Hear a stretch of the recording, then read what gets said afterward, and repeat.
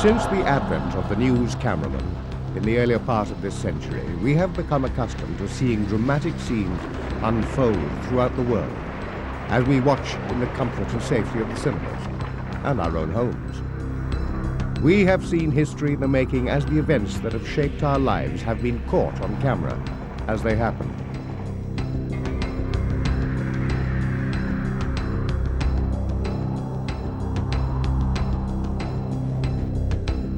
Who can ever forget the images of seeing the Wright brothers take to the air for the first time, or watching Blériot cross the Channel?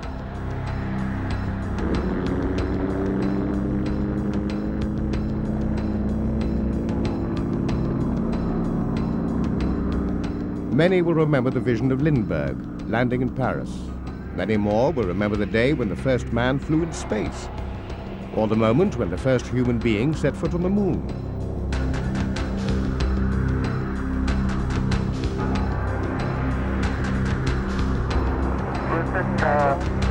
Tranquility Base here. The Eagle has landed. Roger, Tranquility. We copy you on the ground. You got a bunch of guys about to turn blue. We're breathing again. Thanks a lot. These were all great moments, captured forever on film.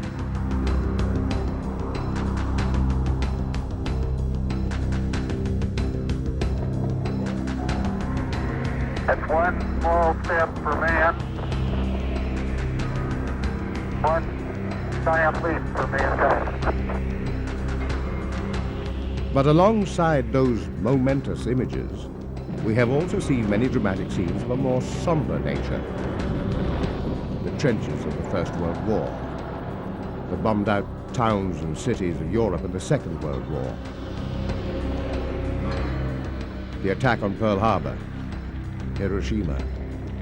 All these names conjure up stark images that we have all seen at one time or another.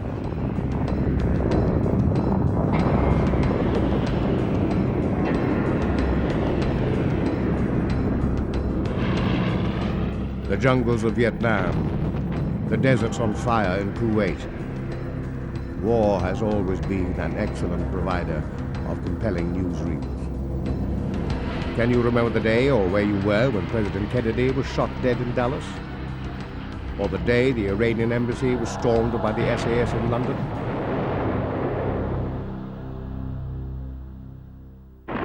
We have also seen many disasters as they occur throughout the world. Natural disasters, floods devastating whole towns, earthquakes ripping apart cities, volcanoes erupting and spilling their molten ash over anything that happens to be in the way. We have watched awestruck as trains have crashed, or aircraft have collided and broken apart in the skies in front of our eyes. Sometimes the outcome has been tragic. Other times the passengers were more lucky and escaped unhurt. We have seen bridges tear themselves apart in high winds.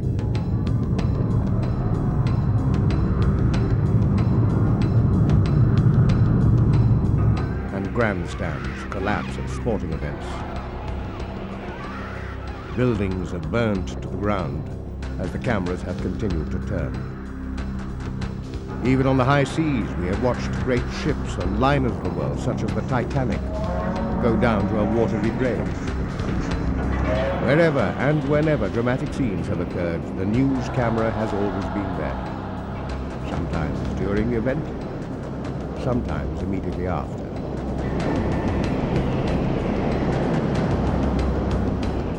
This is the story of one such scene that was recorded as it actually happened.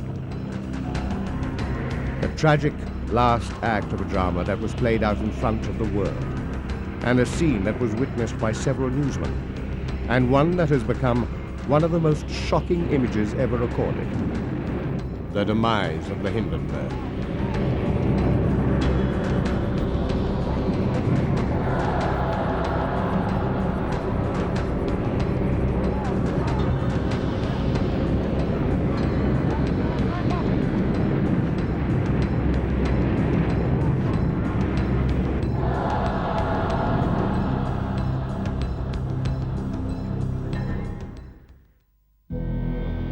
When the Hindenburg exploded in a ball of flame in May 1937, not only was it a great tragedy for all those that died, but also for the airship industry.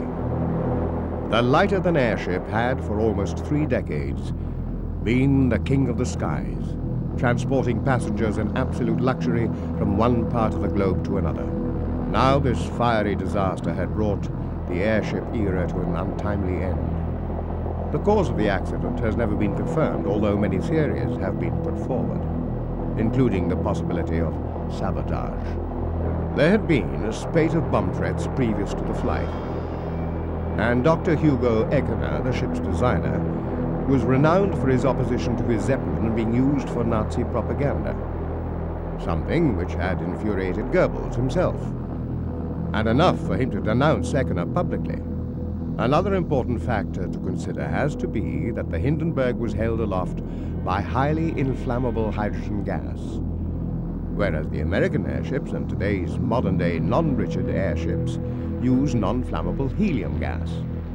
Ironically, the Hindenburg had originally been designed to use helium, although there is no record of any such request being given to the Americans, who were the only suppliers of helium at that time. The Hindenburg was a rigid airship, almost the size of the Titanic. Today's modern airships are much, much smaller, and are dwarf-like by comparison. But riding through the skies in a lighter-than-airship, such as this one run by the famous Goodyear Company, one gains just an inkling of how it must have felt to have flown in a Zeppelin like the Hindenburg. The only difference with this particular airship is, or this type of airship, our company, we own 14 of these things, is that it's a non-rigid airship, which means there's no frame in it. The Germans, the old airships, they had big frames, metal frames in them, which weighed and, you know, all that. But they were rigid airships, which, to a certain extent, you know, is more involved. This thing's just blown up with helium, inflated with helium, and as I say, if there's no helium in there, you lose controllability and the thing won't fly. Although the rigid Zeppelins were much bigger by comparison, the basic principles of flying them were not too different. With the trim wheel, basically if you move the trim wheel back, you move the elevators up at the back of the tunnel tail, so it pushes the tail down, the nose up, and if you move the elevators with the trim wheel forward, it moves the elevators at the back down, and pushes the tail up and the nose down. So, as I say, like an aircraft. And then you've got the rudder pedals like in a boat or like an aircraft. You want to go to the left, you just push your left foot forward, and it's fairly manoeuvrable, as you saw earlier on. It's quite manoeuvrable, isn't it? And vice versa, you want to go to the right, push your right foot forward. As with a boat, it moves the rudder to the right to the back, pushes the tail round to the left, and push your left foot forward, pushes the tail round to the right. So you can do your turns with that. And the speed is controlled with these two power levers over here. We've got two power levers, just like aircraft have in the middle, and they control the RPM of the two engines that we've got here. They're German Limbach engines. The basic principle is that the airship is held up, we're held up there by the use of helium. 68,000 cubic feet of helium is actually carrying the weight, and this helium is, because it's so much lighter than air, it's actually carrying it, so we don't need wings or anything like that. The only thing is we need to get up and down. To do that, we actually point the airship up and force it up with the engines, and point it down and force it down with the engines, because the helium's not going to, it can't change to give us more lift or less lift at any stage during the flight. It's there and that's it. It carries a certain amount of weight and that's it, you know. So we need to think about the rest and basically get the thing up and down. The lift capability of the helium does change with temperature and altitude. If you get, like for instance, the more helium you get, the more it's going to carry. And if it heats up, because the sun's heating the stuff up, then you're going to get more helium and carry more weight. So we have to control that in flight, and what we do there is we control the pressure with a ballonet. That's full of air. If the helium pressure reduces, we pump air into the bag, and if it increases, we let air out of the bag. So we control the helium pressure with that plastic bag. Let pump air into it or let air out of it. Otherwise, the ship's equipped the same as an airliner. Basically, we've got satellite navigation, we've got radar, we've got two boxes, one for the air traffic people, one for the ground crew, and all the instruments are the same as in an aircraft, except for these two. They're helium pressure instruments. It would seem that lighter-than airships are relatively safe to operate.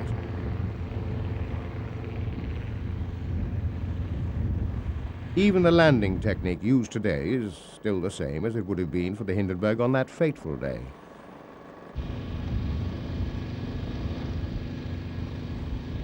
Just as the good airship comes in for its final approach, after circling the landing field, it drops its landing lines to the waiting ground crew, who in turn halt the airship by pulling it down with the ropes. It is then towed to the mast, which holds fast the airship's nose, while still allowing the tethered airship free movement in the wind direction. Could the landing have been the cause of the accident?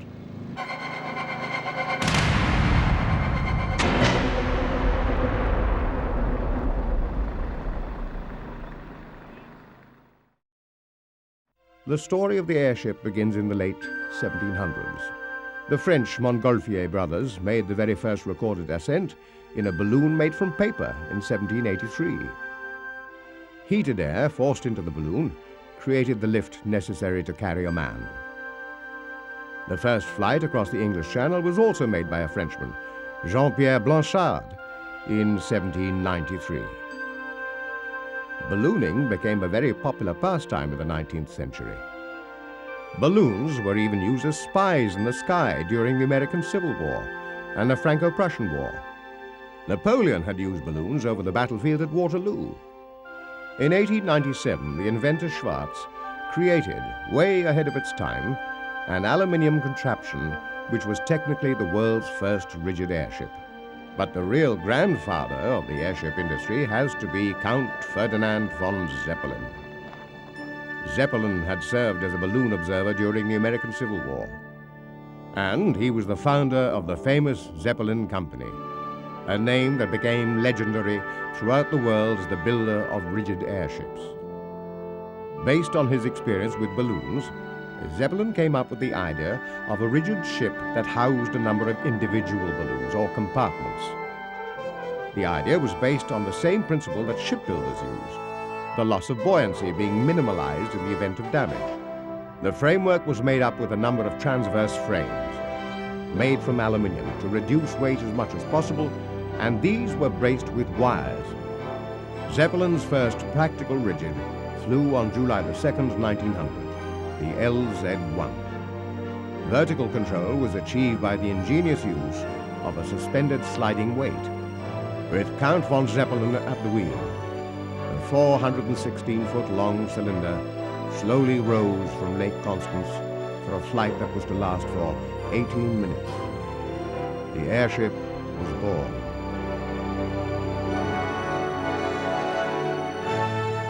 Although many others tried to emulate von Zeppelin's success, rival airships were never big enough or fast enough to be considered anything more than playthings compared to those that the Count had in mind. He had launched the second of his great ships, and later that year, the third one. Zeppelin was now, by far, the leader in a great international race in airship building. Zeppelin's early airships were operated from floating docks which automatically weather-vaned into the wind. But operating on water was not easy, and this gave way to land-based hangars being constructed. The doors proved to be one of the toughest problems to overcome, as when they were opened, they formed huge wind breakers which resulted in them bending. Some hangars, therefore, were constructed in canvas with open fronts. Zeppelin gathered one of the strongest teams of workers, notably Dr. Hugo Eckener, Dr. Ludwig Durr, responsible for many of Zeppelin's unique and important engineering features, and Dr. Carl Einstein, who continued building many airships in the United States of America. Zeppelin became so popular in Germany that when his airship LZ-4 crashed, leaving the company on the brink of bankruptcy, donations poured in from all over the country from people rich and poor. Over 6 million marks. The Count's dream had become a national dream. It was in this house that von Zeppelin spent many of his earlier years and where he developed his ideas. In 1908, he founded the first passenger airship company, which still exists to this very day. His granddaughter Baroness Alexa von Koenig-Warthausen lived there until she died in 1997. She remembers her grandfather well. This furniture was previously located in his castle. My grandfather, Zeppelin, designed the construction of his airships on this desk. This was the original furniture from his room. This chair, however, wasn't from his room, but from one of his airships. This is the only one remaining. You can see these chairs in many of the old photographs.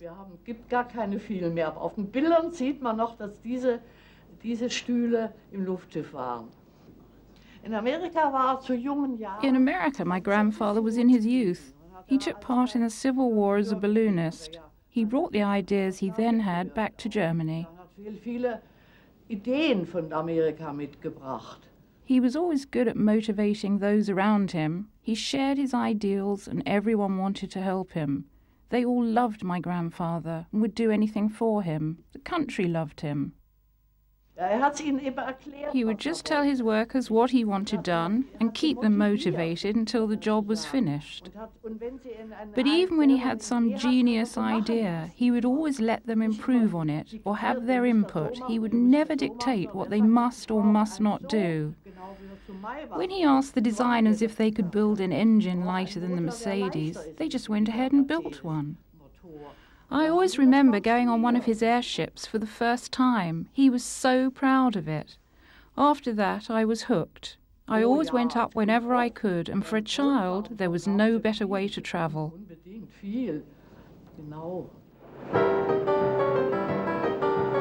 As airships got bigger, the more weight or passengers they could carry, and airships began to take to the skies as passenger-carrying airlines.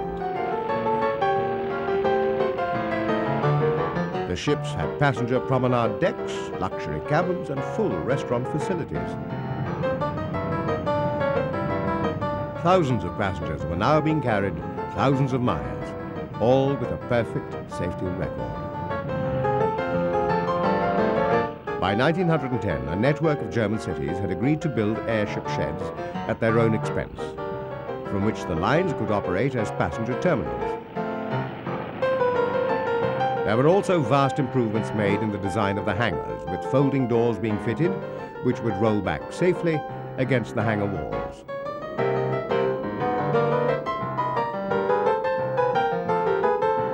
By 1914, the Zeppelin was to pass another test, this time in a military role. Throughout the First World War, Zeppelins were used as bombers, and also for air reconnaissance. Not only by the Germans, but also by Britain, France, and America.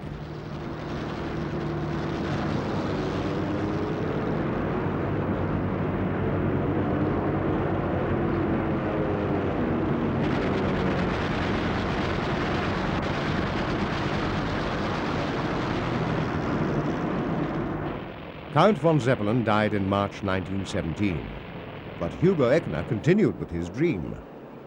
Although the possibility of Zeppelin constructing or flying another airship seemed unlikely. The Allies had ordered the destruction of all airship sheds in Germany. However, in a post-war reparation agreement, Zeppelin constructed an airship for America, the LZ-126, which became the Los Angeles, was built at Zeppelin's shed in Friedrichshafen, and then flown by Echner across to America in 1924. It was this ship that saved the Zeppelin company from extinction and started an industry of airship construction in the United States.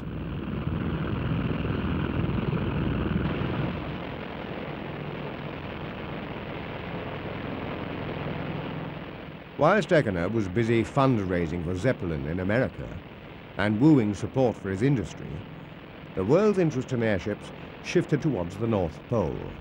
This was an era when explorers were seeking to reach inaccessible places on the planet. In May 1926, Umberto Nobile, an Italian airshipman, along with an American, Ellsworth, joined the famous Norwegian explorer, Roald Amundsen, in a daring attempt to fly across the Polar Sea.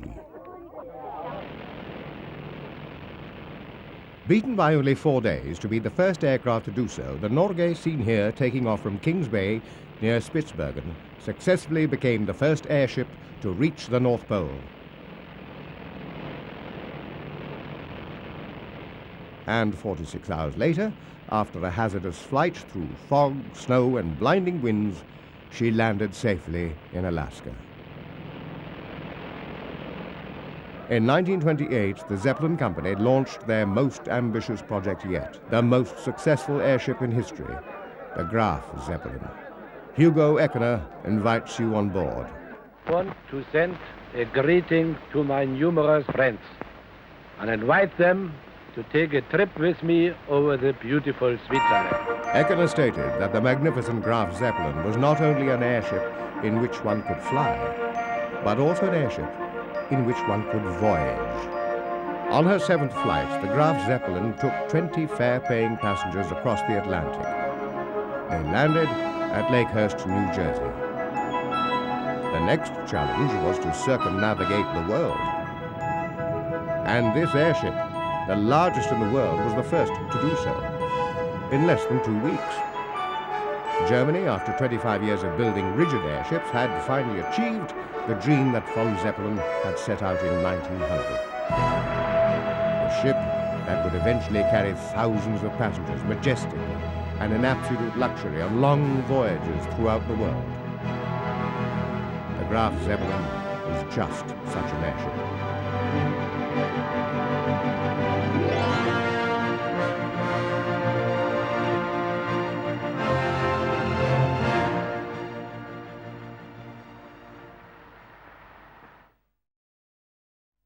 In March 1936, a new airship rolled out from the sheds at Friedrichshafen, the Hindenburg.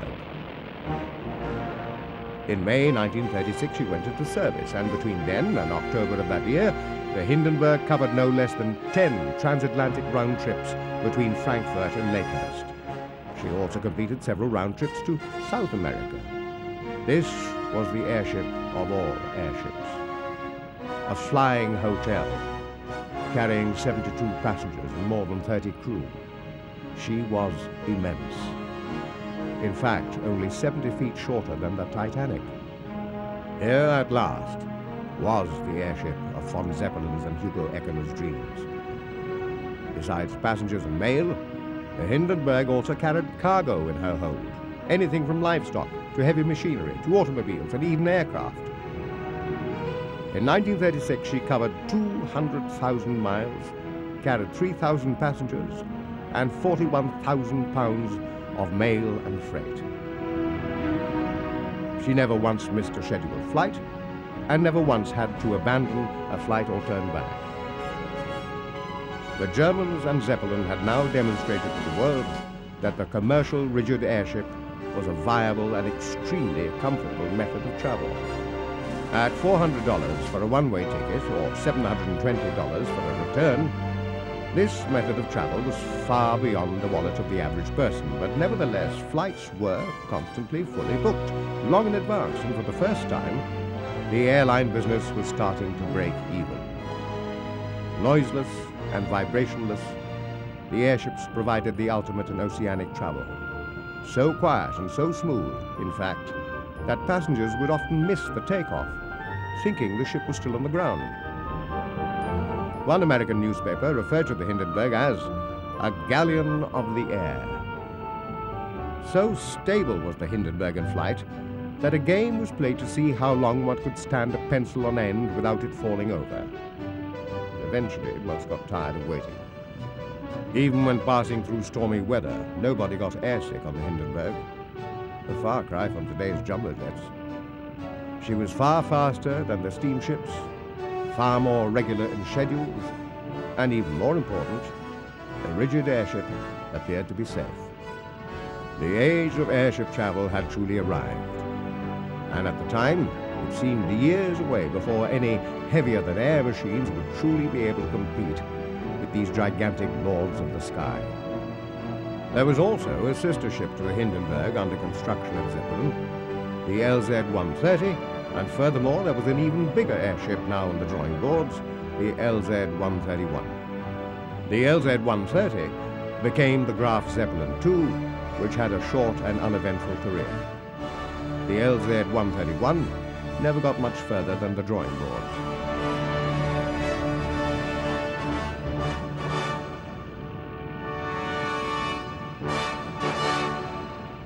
At the Lakehurst Navy Base in New Jersey, site of the Hindenburg's demise, American Hank Applegate is an expert on Zeppelins.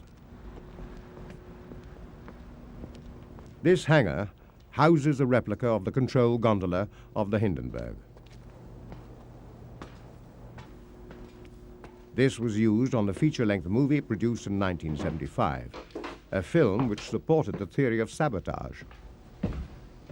We are in the replica of the Hindenburg gondola. This was a movie set made by David Wise for Universal Pictures for the movie The Hindenburg, starring George Scott.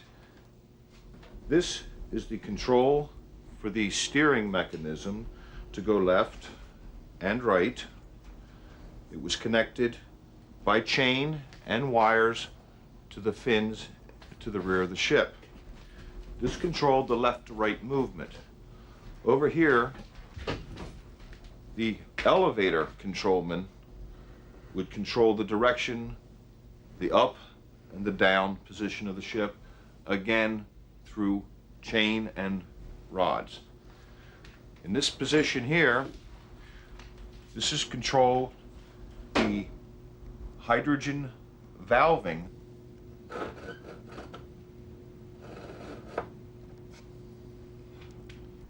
These gauges indicated how much hydrogen was in each gas cell.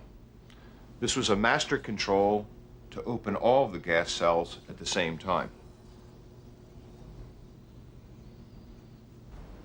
This is the navigation room of the Hindenburg, and the charts were here. This is the chart tables, the navigation equipment. This was a sight gauge to check the drift of the ship. And over here we had the telephone switchboard, which allowed the control car to talk to different functions within the Hindenburg itself. Farther back, we have the officer's lounge. Don't sit there right now, it's kind of dirty. But we do have the ladder that went up into the superstructure, into the passenger No compartment. expense had been spared on the accommodation and facilities for the passengers' comfort. Ironically, it was the Nazi Party who came up with the money to complete the construction of the Hindenburg. And despite Hugo Eckener's opposition and protests, she and the Graf Zeppelin inevitably became identified as symbols of Hitler's new regime. The flag of the Zeppelin airline even bore the Nazi swastika, as did the ship's two giant tail fins. The first use of the ships for propaganda purposes came as early as March 1936, prior to her first flights with passengers. Both the Hindenburg and the Graf Zeppelin appeared over every German city with a population of more than 100,000 people, dropping campaign leaflets and broadcasting from loudspeakers in support of Hitler's recent occupation of the Rhineland. In August, the Hindenburg also appeared over the opening ceremonies of the Berlin Olympics, and in September flew over the Nazi Party rally at Nuremberg. However, despite these airships being used for propaganda purposes by Goebbels, other members of Hitler's hierarchy had no such passion for airships. Goering, the Nazi air minister, was one such person. He felt that they were outdated, and whilst they still served a purpose in peacetime, especially with war approaching, which disguised as symbols of peace between nations, they were to be used for electronic surveillance. However, they would serve absolutely no purpose whatsoever once war came, being too slow and easily shot down by the enemy. He also felt that they were a complete waste of resources, and the materials could be far better used on building aircraft. But for Zeppelin, it was a different story.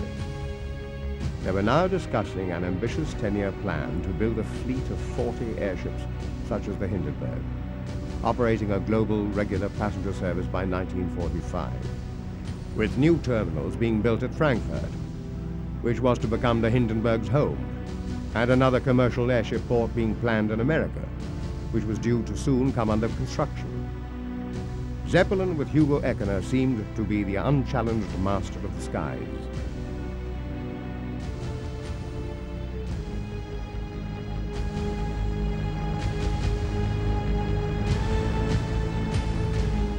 Over the winter of 1936-1937, the Hindenburg underwent some modifications in preparations for her 1937 season. 10 more cabins were fitted. Since the ship had originally been designed for helium, she could carry the extra weight. With the work started on the new ships and the refitting of the Hindenburg, the Zeppelin works had never been so busy. By May 1937, she was ready to begin her new series of flights across the Atlantic. 18 flights to Lakehurst had been scheduled. She had already made one round-trip flight to Rio earlier in the spring.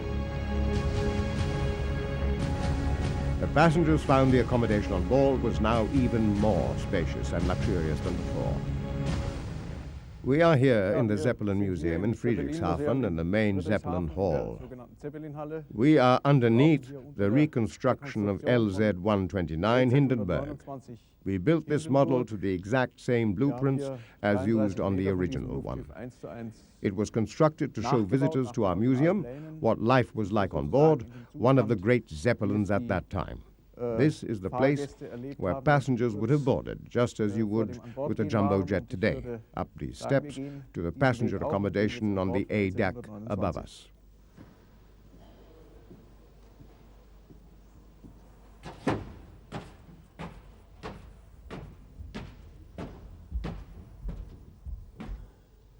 Hier betreten wir durch die Schiebetür im A-Deck.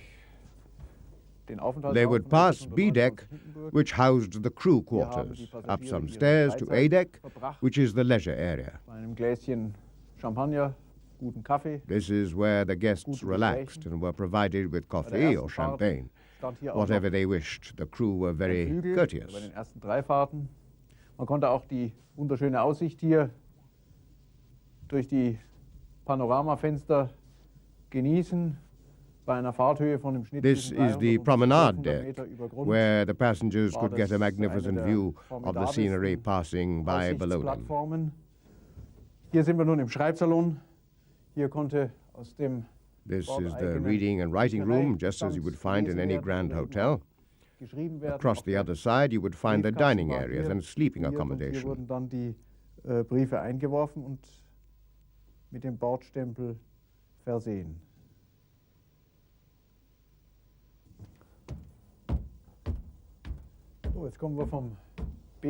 These stairs also come up from B deck.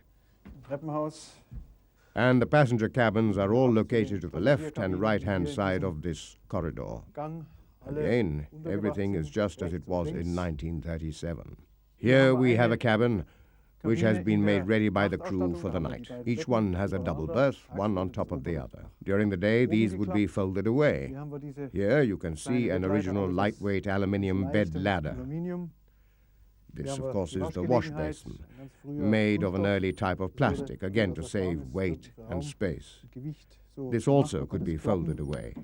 This is how the passengers lived on board the LZ-129 Hindenburg all those years ago. The passengers would spend most of their time on A deck, eating and drinking in one of the public rooms.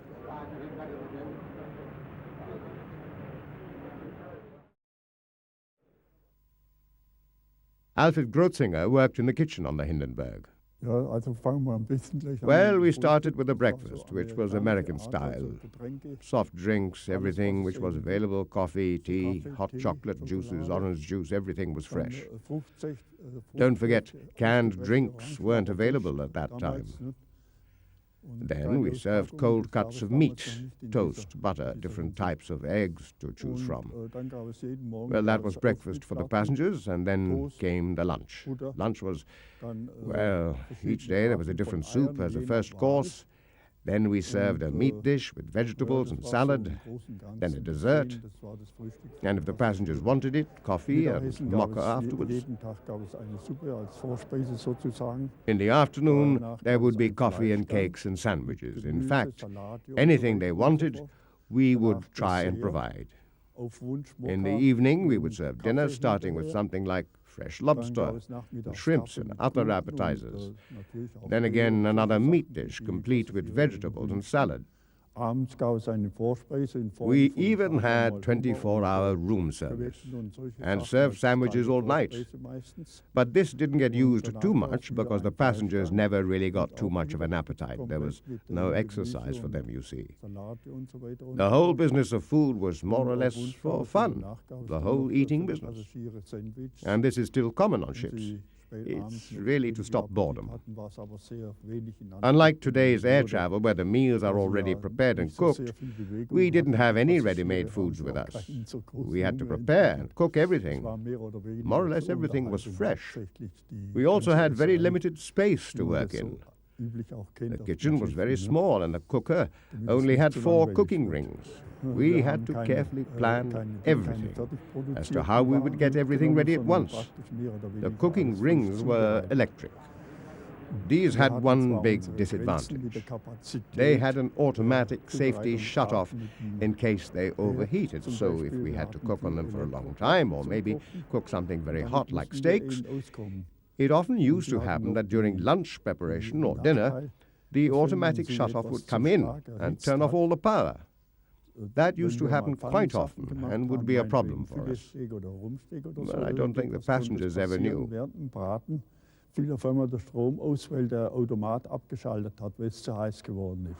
When the Hindenburg left Germany for its first transatlantic trip to Lakehurst in 1937, Hugo Eckener was not on board. Never could he have imagined such a tragic ending to his dream. She took off from Frankfurt on the morning of May the 3rd. There had been a bomb threat the previous day, but this and the numerous threats that had been previously received were not taken seriously and had never amounted to anything more. During the flight, the Hindenburg encountered severe headwinds, and these added an extra half-day or more to her flying time before landing in Lakehurst. On the morning of May the 6th, Max Pruss, commanding the Hindenburg, had radioed ahead that instead of the scheduled 6 a.m. arrival, they should expect them around 6 p.m. The Hindenburg was by now passing over the coast of Maine. At noon, she flew over the city of Boston. She was nearing her journey's end. She had made up some time, and Captain Pruss indicated that he would now be over the landing field at 4 p.m. However, there was a storm blowing up ahead, and this would catch them just as they approached Lakehurst.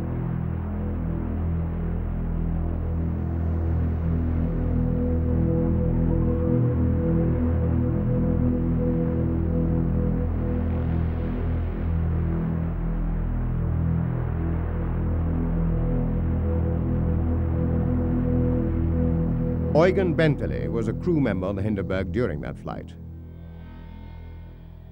The flight from Frankfurt to New York was pretty normal. We were a few hours late because there was a heavy headwind. Nevertheless, we did the obligatory flight around the skyscrapers in Manhattan. Seine Ehrenrunde Manhattan, das Wolkenkratzer Viertel rum. The New Yorkers, who you would think are used to anything, used to look up in amazement as we went by the skyscrapers, and the ships would all sound their horns.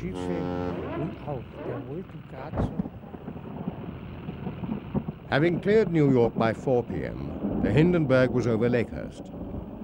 Although a crowd had gathered, the ground crew were not standing by. The weather had worsened, and the Hindenburg circled the airfield, then flew off towards the New Jersey coastline. A few hours later, it was considered clear enough to land.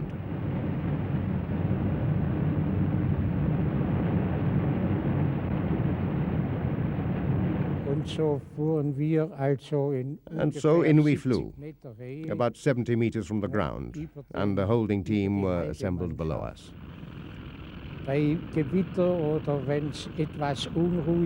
During a storm, or if the atmosphere is not quite right, we don't try and land by ourselves at this point.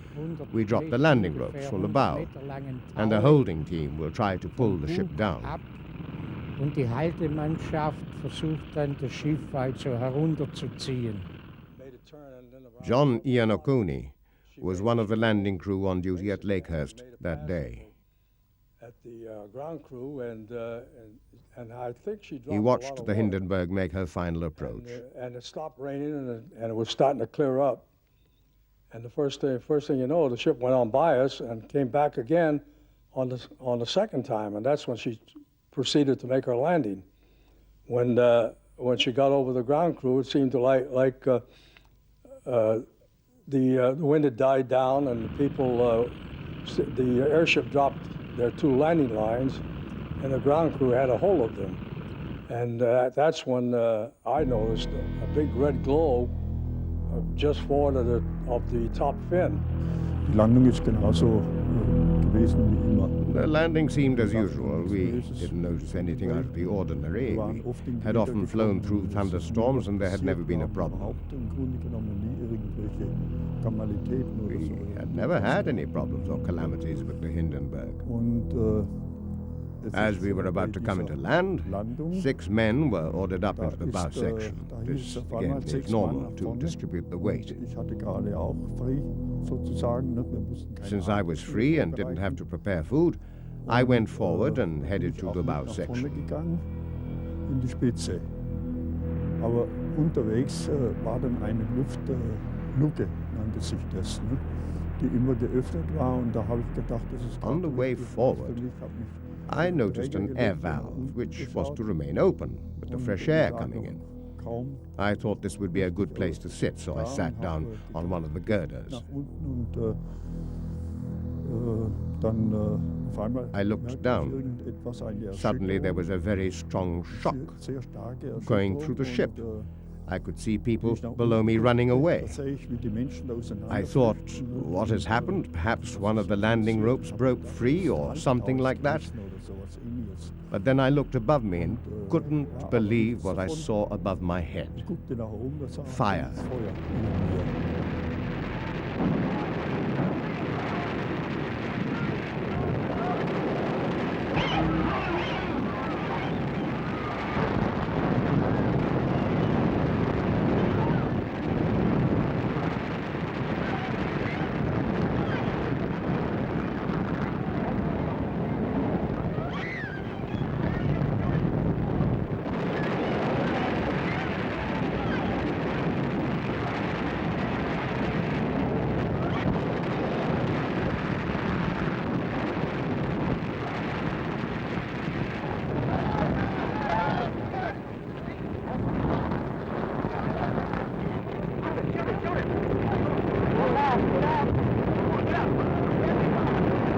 As we ran towards it, we saw one man jump out of the nose, and of course, the fire came out of there like a blowtorch, and it didn't hit him, but the man that stayed in the ship, he got burnt from the top of his head to his feet, and all he had on was the shoes. Everything was burnt off. The back touched the ground first, because the gas burnt there first. Then the whole framework just folded together.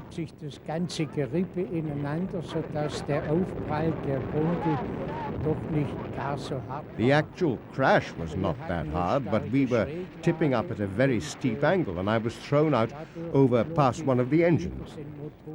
I just missed one of the propellers as I flew over the engine. It was still turning, I remember. And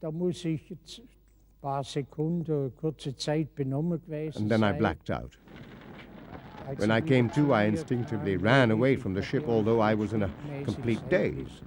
Then I realized my back was burning. In fact, it was my overalls. They were on fire.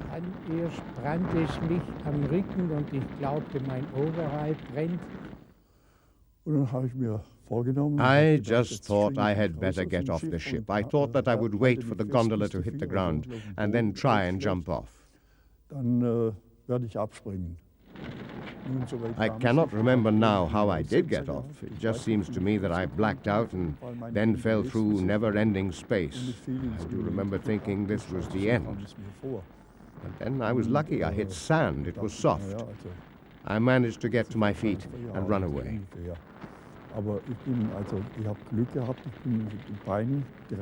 All of my friends who were up on a higher level than me on A deck lost their lives.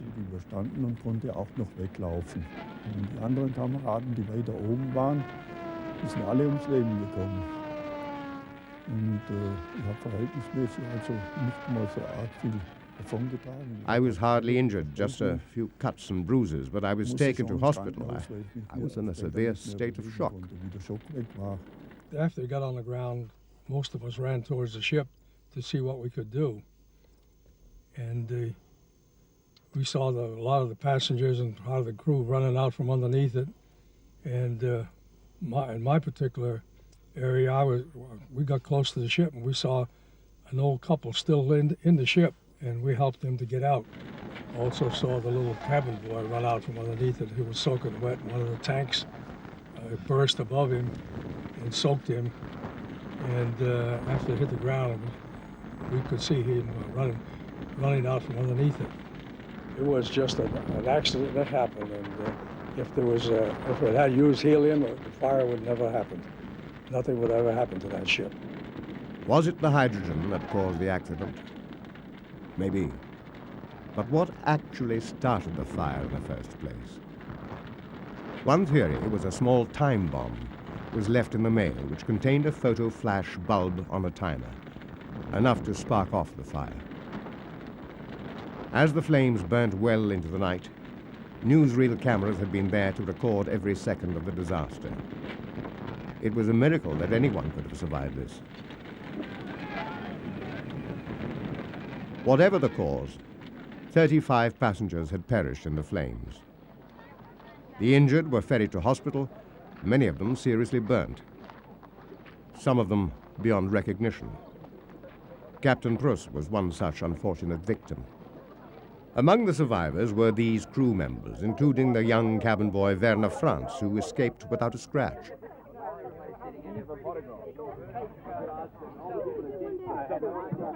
As the coffins of the dead were laid out ready for their final journey back to Germany, thousands of people turned out to pay their last respects. Many raised their arms in the Nazi salute. Others just laid flowers and left messages of condolences. Whilst the coffins were loaded onto a steamship en route for Germany, the remaining survivors watched in silence.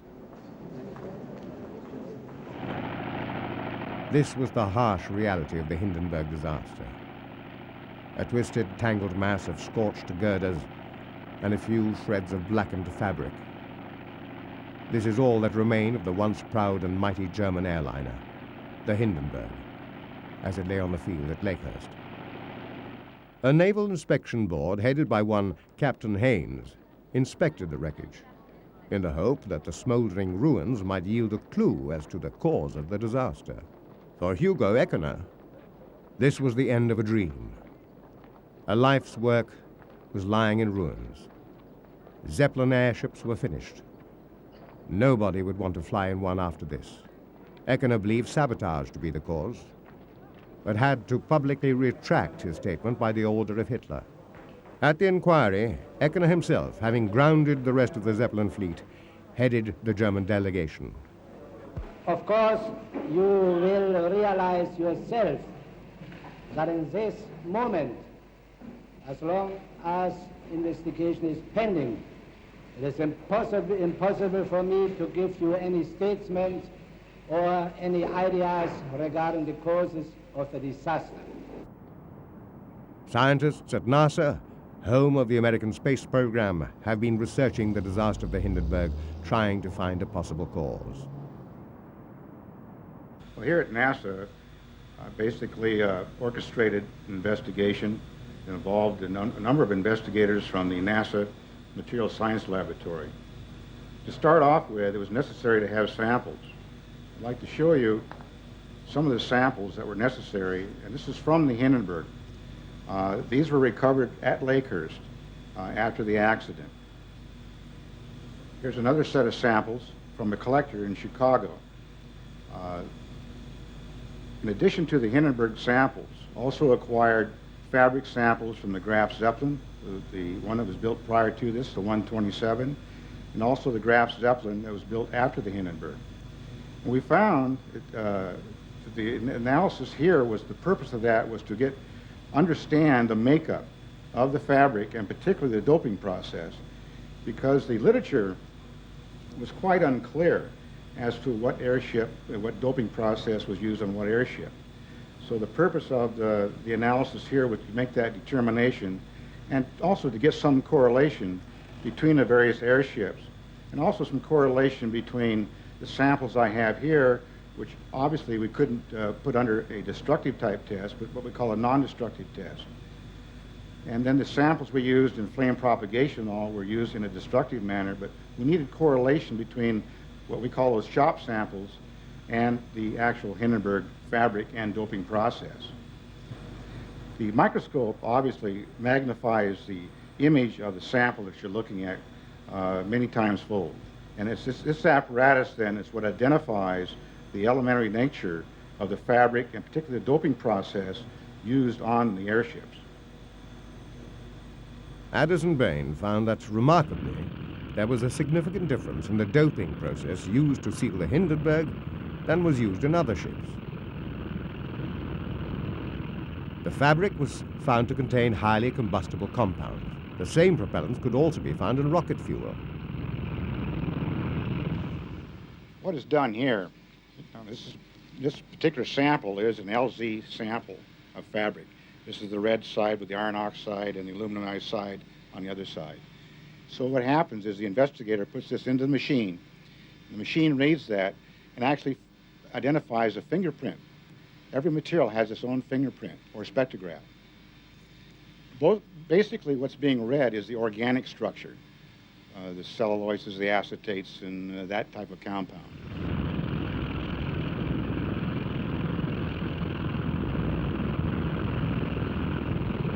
Bain also found that this highly flammable material could have been ignited very easily by atmospheric or static electricity.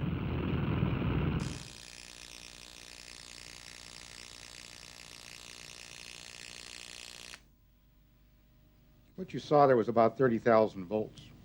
According to Professor Dykman, who was the static electricity and lightning expert back in 1937, testified at the Board of Inquiry, predicted that at the height of the Hindenburg at Lakehurst at that time, that the voltage gradient on the airship was probably on the order of 100,000 volts. It is Bain's belief, following these tests, that the Hindenburg caught fire as a result of static electricity hitting the highly flammable outer fabric of the ship's skin, which once burnt through, allowed the hydrogen to ignite. He does not consider the hydrogen to be the cause. I'm hoping that based on my research, the chapter of the Lakehurst disaster is now closed. All that remains at Lakehurst today of the tragic end of the Hindenburg is a memorial on the exact spot where on May the 6th, 1937, she exploded in a ball of flame and fell almost gently to earth. A disaster that was to be captured forever on the newsreels throughout the world as one of this century's greatest disasters.